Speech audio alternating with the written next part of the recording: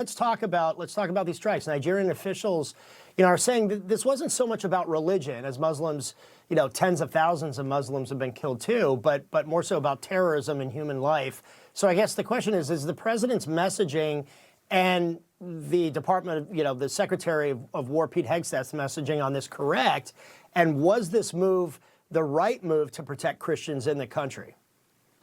Well, I think it shows a couple of things. Number one, it's very important that the Nigerian government, reported, cooperated with the United States. And the Nigerian government has not been particularly cooperative.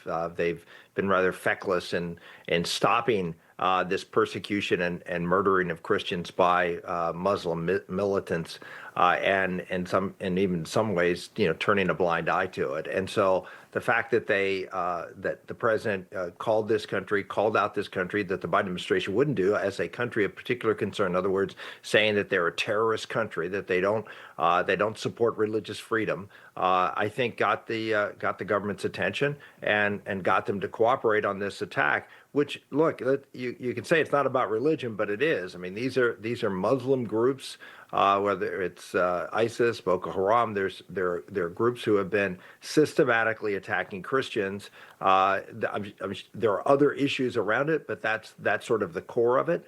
And President Trump has said that we're going to do our best as a country to protect Christians who are subject to this kind of slaughter, supported at least in the past, in part by the government. So again, the twist here is that the government is now cooperating with the United States in these attacks. Why now? I mean, because you mentioned, and these are great points. You mentioned Boko Haram, which has been operating, in Africa, in Mali, in Niger, in the Congo for years. I mean, these atrocities have been going on for years. So I guess the argument could be, to your point, this is really a long time coming. So why is this being done now specifically? And are you concerned about a resurgence of ISIS, particularly its affiliates, as mentioned, in Africa and also Asia as well? I have been concerned for a long time. The idea that because ISIS was destroyed in many cases in the Middle East, and particularly in Syria and other places in the Middle East, doesn't mean that ISIS is gone or that radical Islam is gone. It is not, and we're seeing evidence of that, and in part because of Iran, which we have to keep coming back to. That Iran is still there. Iran is still fomenting terror. Iran, they just reports of having ballistic missile testing the last couple of days, and reports by their own leadership that their nuclear capability is still alive and well. And so you have this this threat fueled primarily by Iran, but not exclusively.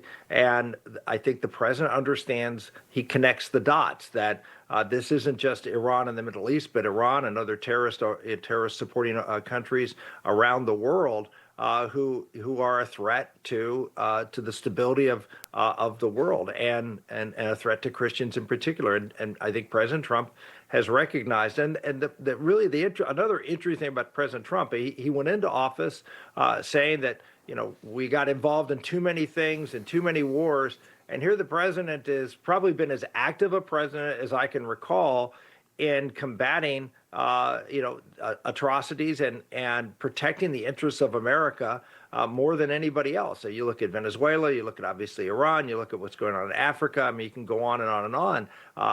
That he understands that America cannot just sit and put up walls and hope that the world is not going to bother it. We have to assert ourselves on the world stage, because other actors, whether it's China or whether it's Russia or whether it's Iran, are going to do so. And that is a national security threat to our country, not to confront it.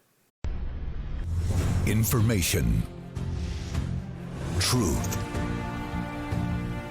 is freedom. Is Newsmax. It's real news for real people.